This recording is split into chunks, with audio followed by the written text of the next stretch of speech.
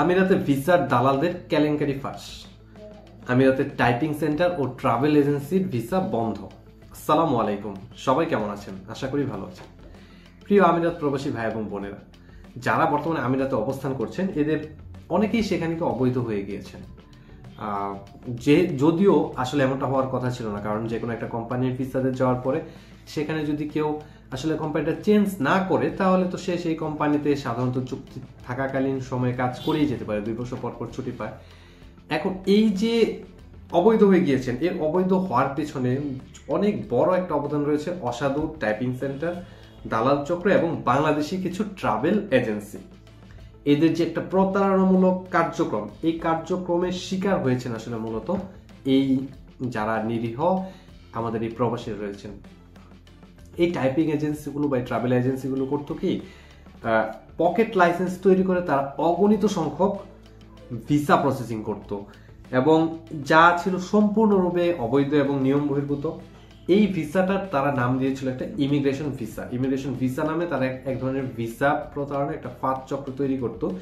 এই ফাঁদের কারণে যেহেতু দেখা গেছে যে আসলে এটা এমন একটা ঘটনা ঘটতো যে অনেক কোম্পানির নামে হাজার হাজার ভিসা ইস্যু হয়ে যেত, কিন্তু আসলে সেই কোম্পানি জানতোই না যে তাদের নামে এত ভিসা হচ্ছে। তারা এমন একটা জালিয়াতি, সূক্ষ্ম জালিয়াতির মাধ্যমে শুধু বাংলাদেশ থেকে যে প্রবাসীদেরকে নিয়ে গেছেন তা না, তারা সেখানে অবস্থান করা টাইপিং সেন্টারগুলোর মাধ্যমে এমন একটা যোগসাজশ তৈরি করেছিলেন যে পাকিস্তান থেকে, ভারত থেকে, বাংলাদেশ থেকে, সমস্ত জায়গা থেকে তারা একটা ইমিগ্রেশন ভিসার ফাঁদ দিয়ে প্রচুর সংখ্যক প্রবাসী সেখানে নিয়ে গিয়েছেন। এবং সেখানে নিয়ে যাওয়ার পর যেহেতু সম্পূর্ণটাই অবৈধ এবং নিয়ম বহির্ভূত এবং এদের লেবার কার্ড থাকতো না, লেবার কার্ডের ফি পরিশোধিত থাকতো না, সার্ভিস চার্জ পরিশোধিত থাকতো না, সেক্ষেত্রে দেখা যেত যে এই যে যখন 2 বছর মেয়াদ তাদের শেষ হয়ে যেত, 2 বছর মেয়াদ শেষ হওয়ার পরে এই কর্মীগুলো যখন তাদের এই সমস্ত যেটা এই ভিসাটাকে যখন আবার রিনিউ করতে যেত বা সেই কোম্পানির নামে ভিসাটাকে রিনিউ করতে যেত, তখন দেখা যেত যে আসলে সেটা কোনো ক্রেডিবিলিটি নেই।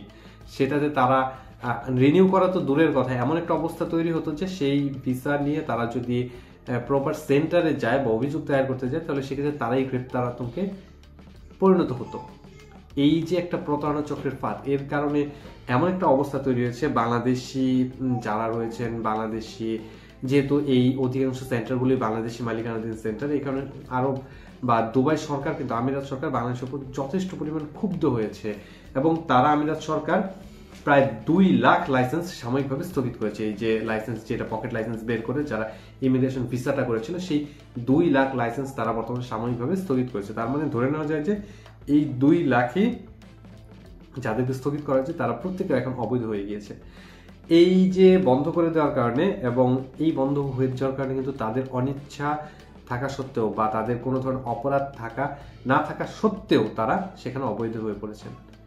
যদিও এই যে বন্ধ করে দেওয়ার যে কার্যক্রম, টাইপিং সেন্টার এবং দালালদের যে ট্রাভেল এজেন্সিগুলো বন্ধ করে দেওয়ার কার্যক্রমের কারণে এটাকে আসলে অনেকেই দুবাই সরকার একটা ইতিবাচক পদক্ষেপ হিসেবে দেখছেন, কারণ এর ফলে যাদের অসুবিধা হবে তারা তো আসলে একটা ট্র্যাপের বা একটা চক্রের ভিতরে পড়ে গিয়েছেন, কিন্তু এছাড়া যারা ভবিষ্যতে যারা যেতে চাচ্ছেন তাদের জন্য তারা যাতে প্রতারিত না হন তার একটা ব্যবস্থা এবং তার একটা সতর্কতা তৈরি হলো যে যারা এই ধরনের কার্যক্রম করবে তারা আসলে দুবাই সরকারের পক্ষ থেকে ছাড় পাওয়ার কোনো উপায় থাকবে না। এই যে ট্রাভেল এজেন্সিগুলো এখন আসলে তারা এই ধরনের প্রতারণার ফাঁদে কেন জড়িয়ে যান?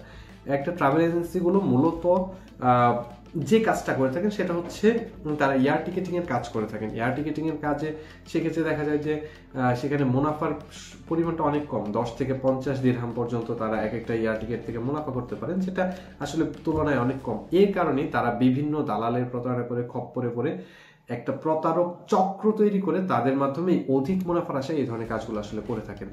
এখন এই যে বন্ধ হয়ে গেল, এই বন্ধ হয়ে যাওয়ার কারণে কিন্তু সেখানে অসংখ্য ধরনের ট্রাভেল এজেন্সি তারা বন্ধ হয়ে গিয়েছে, যেখানে হয়তোবা দেখা গিয়েছে সেই ট্রাভেল এজেন্সির মালিকের খুব বেশি পরিমাণ হাত নেই, তাদের যে কর্মী ছিল বা সেখানে সংঘবদ্ধ কোনো দালাল চক্রের হাতে প্রতারণায় পড়ে তারা এই ধরনের শিকার হয়েছেন। কিন্তু আসলে দুবাই সরকার যখন কোনো অপরাধের ইনভেস্টিগেশন করে এবং অপরাধ তার বিরুদ্ধে যখন কোনো শাস্তি নেয়, সেখানে আসলে কারো কিছু বলার থাকে না এবং তারা মোটামুটিভাবে অনেক স্ট্রিক্টলি ভাবে সেই শাস্তিগুলো নিয়ে থাকে। সেই অপরাধগুলো একদম ইরেডিকেট না হওয়া পর্যন্ত তাদের আসলে এই ধরনের শাস্তিমূলক যে কার্যক্রম সেটা আসলে প্রশমিত হয় না। তো আমরা ওই জিনিসটাকে আসলে পজিটিভলি নিতে চাই যে এই কার্যক্রমের মাধ্যমে আসলে দেখা যাবে যে এটা সুদূর প্রসারী, হয়তো সাময়িকভাবে আমাদের অনেকেরই অসুবিধা হবে, কিন্তু সুদূর প্রসারীভাবে এটা আসলে আমাদের সবার জন্য একটা ভালো ফল বয়ে নিয়ে আসবে বলে আমরা মনে করি। ভিডিওটি ভালো লাগলে লাইক, কমেন্ট এবং শেয়ার করে অন্যকে দেখার সুযোগ করে দিন। ভিডিওটি যার জন্য উপকারী মনে হয় তাকে শেয়ার করে জানার সুযোগ করে দিন। দুবাইয়ের ভিসা এবং প্রবাসী যে কোনো খবরাখবর সম্পর্কে জানতে চ্যানেলটি সাবস্ক্রাইব করে অল বাটন অন করে রাখুন। ধন্যবাদ।